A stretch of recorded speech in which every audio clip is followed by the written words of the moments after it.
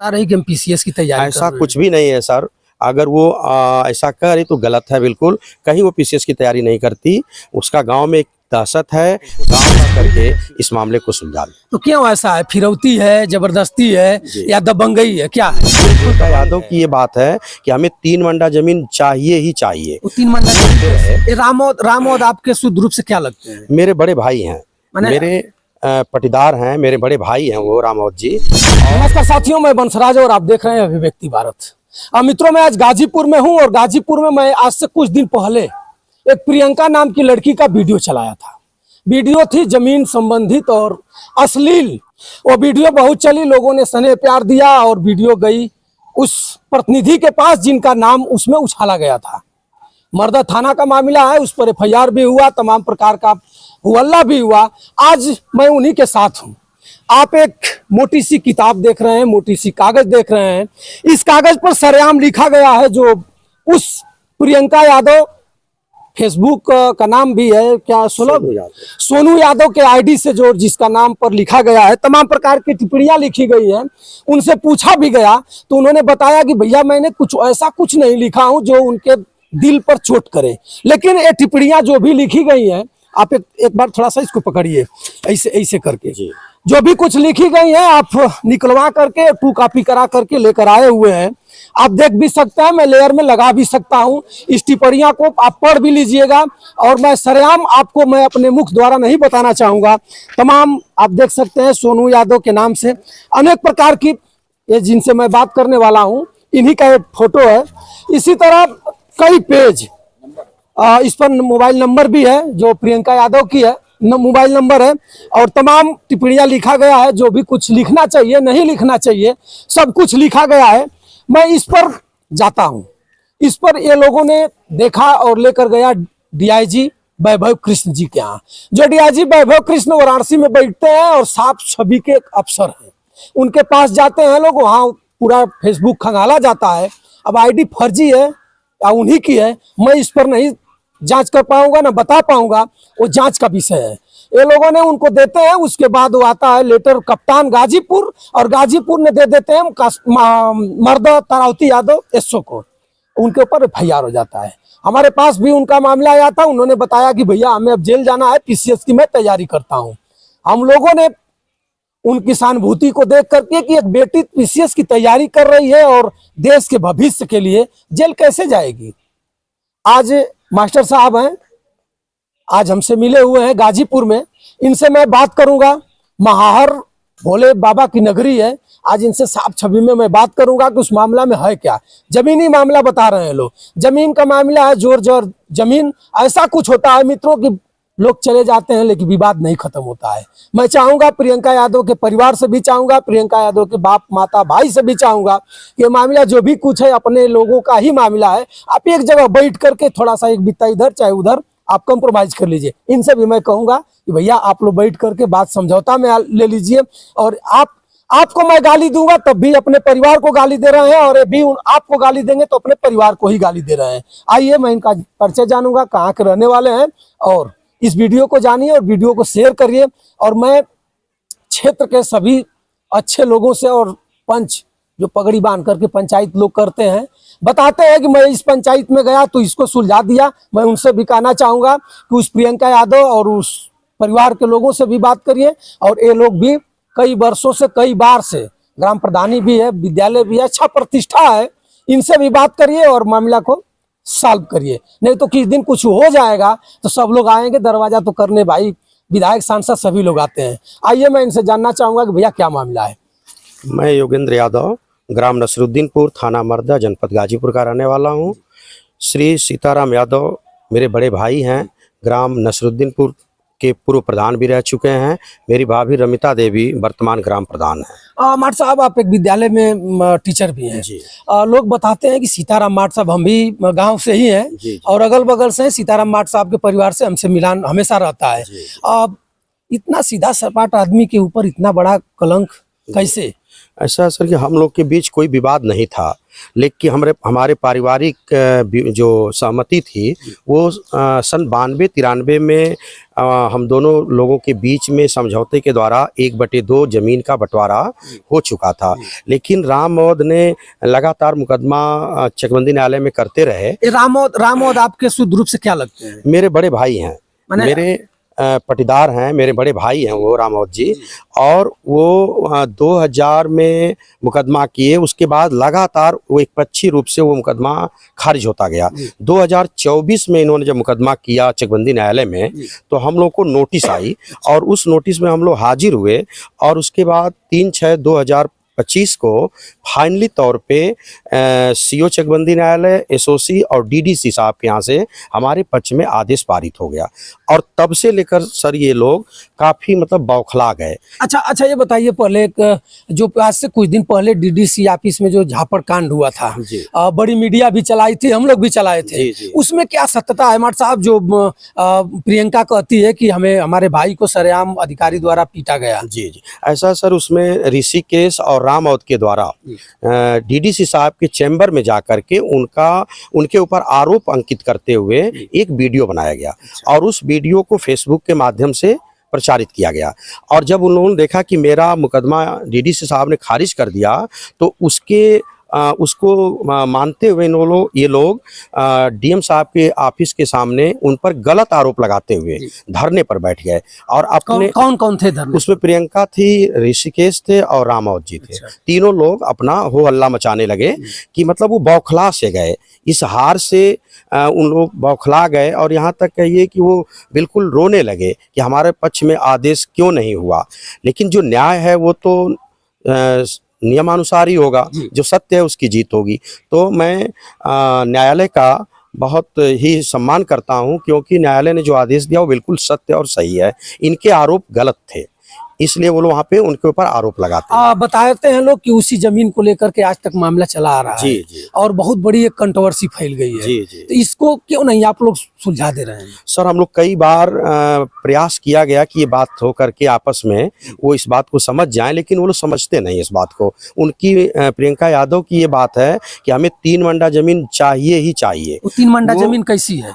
अब ये मेरे समझ में भी नहीं आता कि आखिर अगर वो किसी हिस्से की बात करती तो एक मानक के हिसाब से बात करती, लेकिन ऐसा कुछ भी नहीं। वो सिर्फ 3 मंडे जमीन 81 ईयर जमीन की बात करती है, जो बिल्कुल नाजायज है। और वो कहती है कि मैं इसको लेकर रहूंगी, अब इसके लिए मुझे कुछ भी करना पड़े तो मैं इसको करूंगी, लेकिन मुझे जमीन चाहिए। मैं न्यायालय के आदेश को नहीं मानता। सर, 3 मंडे की जमीन जो बता रहे हैं, 3 मंडे जमीन कहाँ है? आप उनके दरवाजे पर है, आपके खेत में है, या रोड पर है, या कहीं चट्टी चौराहा पर है? कैसी जमीन है जी? ये उचौर ग्राम पंचायत में, उचौर ग्राम में नहर के किनारे जमीन है, जहाँ पे उचौर में वो भी 1/2 के हिस्सेदार हैं और 1/2 के हम लोग भी हिस्सेदार हैं। 19 मंडे उनकी जमीन है उचौर में, और हमारी भी 19 मंडे ही बफहंसी जमीन है।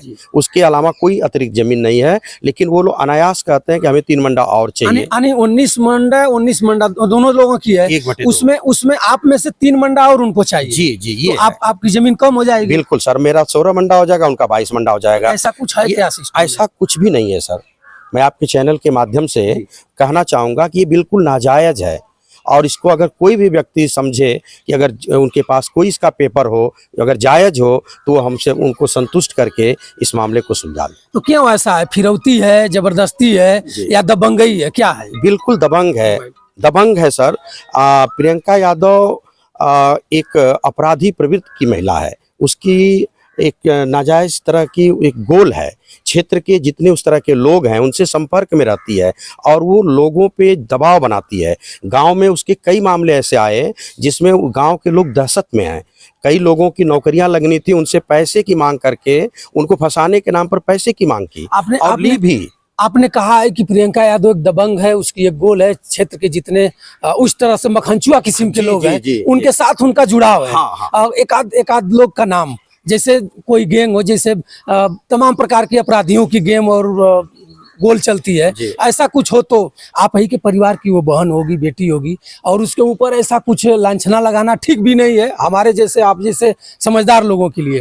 और वो कहती होगी, कुछ आपको भी कहती होगी, तो उससे चलना चाहिए। लेकिन अपराधी तो है नहीं। उनके भाई जो हैं वो अपराधी किस्म के हैं। अच्छा। उसका कई मामलों में, चोरी में, मारपीट में, या ये जो धमकी वगैरह में, तो कई थानों में अज्ञात के नाम से मामले दर्ज हैं। उनसे मैं बता रहा हूँ, पूरा गांव दहशत में है। गांव का आप जा करके भी सर्वे कर सकते हैं, पता लगा सकते हैं। बहुत से बच्चों को वो फोन पर ही गालियां देना, उनसे अपमानजनक बातें करना, ये उसका बिल्कुल आज के समय में उसका जीवन शैली बन चुकी है। वो तो बता रही कि हम पीसीएस की तैयारी ऐसा कुछ भी नहीं है सर। अगर वो ऐसा करे तो गलत है बिल्कुल। कहीं वो पीसीएस की तैयारी नहीं करती। उसका गांव में एक दहशत है। गांव का कोई भी व्यक्ति उसके सामने खड़ा नहीं होना चाहता है। इसके लिए गाजीपुर के सक्षम अधिकारियों से क्या कहना चाहेंगे? मैं भी अपने चैनल के माध्यम से कहना चाहूंगा कि अगर प्रियंका यादव बदमाश है, गुंडा है, अपराधी है, तो आप चुप क्यों हो? जांच क्यों नहीं कर रहे हो? अगर आप बदमाश है, गुंडा है, अगर आपको दिखाई दे रहा हो कि वो गुंडा है, ये गुंडा है, तो आप जांच करिए। दूध का दूध, पानी का पानी करिए। और मामला मात्र 3 मंडा का है, तो 3 मंडा जमीन ही रह जाएगी और बहुत लोग आएंगे और बहुत लोग चले जाएंगे। आपकी भी उम्र अब लग रहा है कि 45 प्लस होगी। मेरे परिवार में सर मैं बता दूं आपको, 45 से लेके 70 वर्ष के मेरे भाई हैं। और आज तक इनके 3/6/2025 के पहले हमारे परिवार पर एक भी मामला थानों में नहीं आ पाएंगे। पूरा परिवार स्वच्छ छवि का है। और इसी की वजह है कि हमारे गांव सभा के लोग हम लोग को बहुत स्नेह और प्यार देते हैं, जिसकी वजह से हम लोग 5वीं पंचवर्षीय में गांव का प्रतिनिधित्व कर रहे हैं। एक मेरा सम्मानित और शिक्षित परिवार है। हमारे घर के सभी बच्चे बाहर रख के अपनी शिक्षा दीक्षा लेते हैं। घर पे कोई नहीं रहता, बस मेरे बड़े भाई का परिवार रहता है। लेकिन उनके ऊपर भी तमाम तरह के आए दिन आरोप लगाना और गलत शब्दों का चयन करके इस फेसबुक और व्हाट्सएप के माध्यम से प्रचारित करने का काम प्रियंका यादव करती है। चैनलों के माध्यम से बार बार एक अपना प्रभाव क्षेत्र में जमाने की कोशिश करती है। इसलिए मुझे कहना पड़ा उसकी एक इस तरह की गैंग है जिससे वो फेमस हो सके। आप डीआईजी महोदय के यहाँ भी गए थे। डीआईजी साहब देखे हैं आपके लेख में आदेश भी किए हैं मर्दा थाना अध्यक्ष को कि इस पर सुसंगत धाराओं में अपराध पंजीकृत किया जाए। उसने हमारे ही चैनल पर बताया है कि मैं पीसीएस की तैयारी करती हूँ और हमें जेल जाना है। वो प्रकरण क्या है? जेल जाने की नौबत कहाँ से आ गई? सर मैं बता रहा हूँ, 11 तारीख को प्रियंका यादव के द्वारा एक सुनियोजित तरीके से साजिश के तहत एक पंचायत आयोजित की गई अपने गांव के पास प्राथमिक विद्यालय उच्चौर में, जिसमें क्षेत्र के संभ्रांत लोगों को उसने खुद फोन करके और बुलाया था। कौन कौन थे उसमें? क्षेत्र के बहुत सारे, वो बता रहे हैं कि 50 लोग थे। हाँ, 50 तो नहीं थे, लेकिन 20-22 लोग थे। अच्छा। जो सभी लोग भाजपा से ताल्लुक रखते हैं, भारतीय जनता पार्टी के लोग कार्यकर्ता हैं और सारे लोग सम्मानित हैं। सभी लोग उपस्थित हुए थे और सभी लोग चाहते थे कि इस मामले को समाप्त कर दिया जाए। सबकी कोशिश थी और लोगों ने बड़ा प्रयास किया। लेकिन प्रियंका यादव के पास उस जमीन से संबंधी जब कागज मांगा जाने लगा तो कोई कागज नहीं था। उस समय पंचायत में प्रियंका यादव थी या कि उनके परिवार? सभी लोग थे, उनके परिवारजन सब लोग थे। वो भी थी? हाँ, वो सभी लोग थे। और उनसे पेपर मांगा जाने लगा कि आप जो मांग कर रही हो वो आपकी मांग जायज नहीं है, गलत है, क्योंकि आप कह रहे हो 3 मंडा हमको और जमीन चाहिए, तो आप 1/2 की हिस्सेदार हो और इन्होंने 19 मंडा जमीन तुम्हें ऑलरेडी दे चुका है, तो फिर अब तुम्हारा हिस्सा नहीं बनता है। ये सारी बातें करीब 2 घंटे तक चली। पंचायत में उसने इस बात को मानने से इनकार कर दिया कि नहीं, मैं संतुष्ट नहीं हूँ और अगर हमें ज़मीन नहीं मिलती है तो हम किसी भी स्तर पर जाकर के इन्हें फंसाने का काम करेंगे। लेकिन प्रियंका यादव की शादी हो चुकी है। हाँ। अब वो उसके माँ बाप के पंचायत में दखल अंदाजी करना, आकर पटीदारों से लगड़ा झगड़ा करना, इसमें कितना शोभा देता है? बिल्कुल नहीं शोभा देता है। घर की बेटी बहन है, उसे तो इसमें प्रतिभाग ही नहीं करना चाहिए। और राम अवध ऐसा आचरण नहीं करते।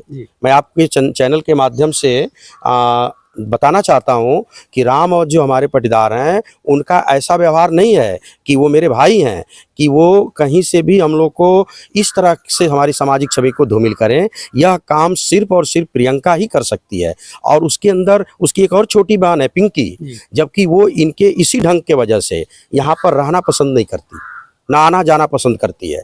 सिर्फ प्रियंका यादव का ही एक कृत्य है कि वो हमारे परिवार की सामाजिक छवि जो बनी हुई है उसको धूमिल करें, उसको प्रचारित प्रसारित गलत तरीके से करें, उनके ऊपर आरोप प्रत्यारोप करें।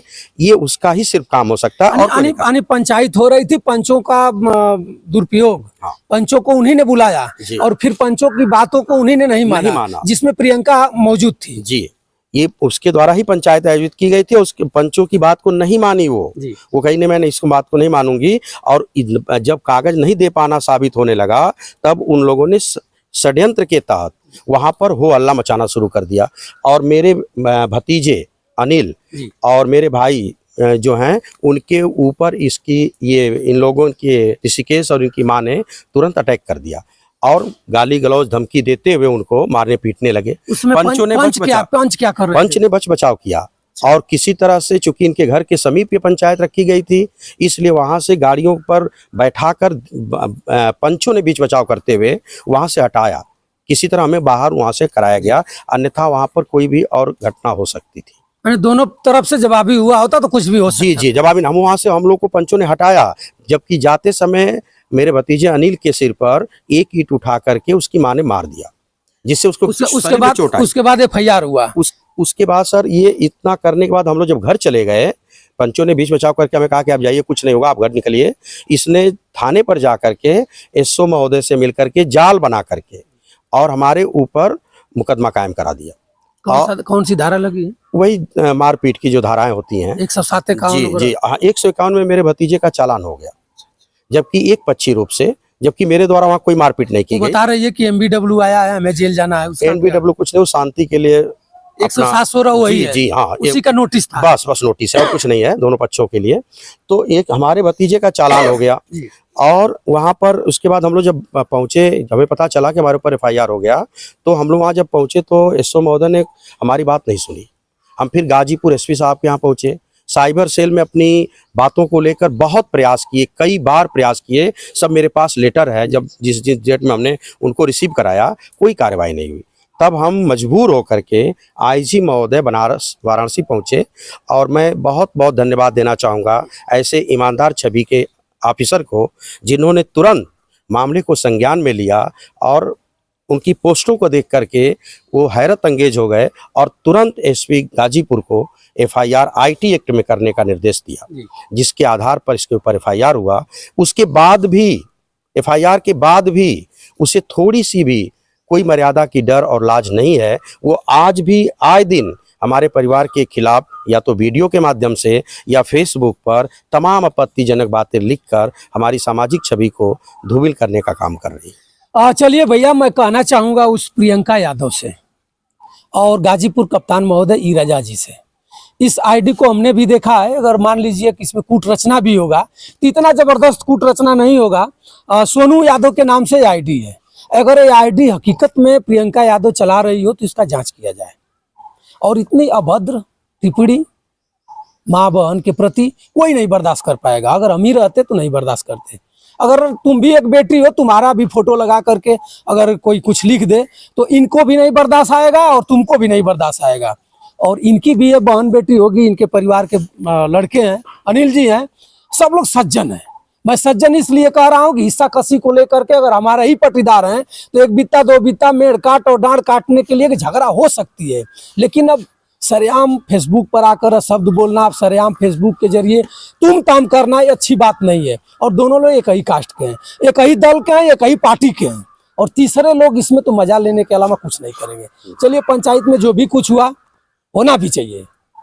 अगर पंचायत हो रही है, परिवार का मामला है तो तुम ताम हल्ला हुआ होता है, लेकिन इतने हद तक नहीं होता है कि जाकर के लुग्गा और साड़ी फाड़ करके और कप्तान के यहाँ छितरा जाना और कह देना कि फलाना आए थे, पंच आया था, फलाना आया था, उसके ऊपर मैं मुकदमा लिखाऊंगा, ऐसे किया। ये भी अच्छी बात नहीं है। चलिए, मैं वीडियो में बहुत ज़्यादा कुछ न कहते हुए, आप समझदार हैं, अगली वीडियो मैं प्रियंका यादव का किया था, 2 वीडियो किया था और ये भी वीडियो मैं कर रहा हूँ। ये साक्ष्य है, साक्ष्य कई पन्नों में है। मैं इसको वीडियो के लेयर में लगा दूंगा। अगर शायद मैं फिर एक बात, इस बात को कह रहा हूं कि ये नहीं लिखना चाहिए। आपको जो भी कुछ कहना हो, आप ही के भाई हैं, आप ही के पिता तुल्य हैं, आकर के बैठो ना। जितना तुम एरिया करके जाकर DIG के यहाँ, IG के यहाँ, फला ढका के कह रही हो, जिन उनसे कह रही हैं, आकर के इन्हीं से कहिए। आप चाचा कहिए, भैया कहिए, ये क्या कर लेंगे? बहुत करेंगे थोड़ी देर के लिए, तुम वो डांटेंगे, काटेंगे, पीटेंगे, उसके बाद उनको खुद अपने आप को पछतावा आएगा कि चलिए भैया हमारे ही ब्लड की है, इसको संभाल लेना चाहिए। लेकिन किसी माँ बहन की अगर इज्जत को उछाला जाएगा तो आने वाले भविष्य उनका क्या होगा? जैसे आप भी अपने आप पर सोच सकती हैं, आप भी एक महिला हैं, तो इस वीडियो को ज़्यादा से ज़्यादा आप शेयर करिएगा। और मैं फिर एक बार कहना चाहूँगा, इनसे भी कहूँगा, आपसे भी कहूँगा कि आप लोग बैठ करके, आपको एक चरदीवारी के अंदर रहना चाहिए। आप किसी के बहू हैं तो मर्यादा में रह करके एक अच्छे से आप लोग पंचायत कर लीजिए। मामला 3 मंडा का है, जमीन रह जाएगी, जिंदगी चली जाएगी, वो कोई लाभ नहीं होगा। पैसा तो लगता होगा माट साहब, इसको आप निकलवाए होंगे तो एक कापी का 2 रुपया लगा होगा। कितने मेहनत से आदमी 10 रुपया कमा रहा है। आज हम चिलिक रहे हैं तो मेहनत पैसा के लिए चिलिक रहे हैं। आप यहाँ आए हैं तो पैसा लगा कर आए हैं, बगैर पैसा का आप एक सूता नहीं खरीद सकते हैं। तो इतना मोटा कागज आप भी निकालती होगी तो पैसा लगता होगा, ऐसा नहीं है कि कोई दे देगा। करेगा कोई बस इतना ही, पीठ थपथपाएगा, कहेगा कि जाओ लड़ जाओ। इनसे भी मैं कह रहा हूँ, ये इनको भी कहेगा कि जाओ लड़ जाओ, देख लिया जाएगा। तुमको भी कहेगा कि जाओ लड़ जाओ, देख लिया जाएगा। लेकिन लड़ने के बाद कोर्ट में कोई नहीं जाएगा, 1 रुपया फीस कोई नहीं देगा। तो मैं आप लोगों से निवेदन करूंगा कि इस मामला को जितना जल्दी हो सलटा लेते तो अच्छा रहता। चलिए ठीक है, वो महिला है, महिला जिद पर आएगी तो जान ही रहे हैं, आपसे 20 मन आएगी, आरक्षण है उनको। लेकिन मैं आपसे निवेदन करूंगा, और आपका परिवार सज्जन है, इस परिवार को इसमें पीसा ना जाए तो अच्छा रहता।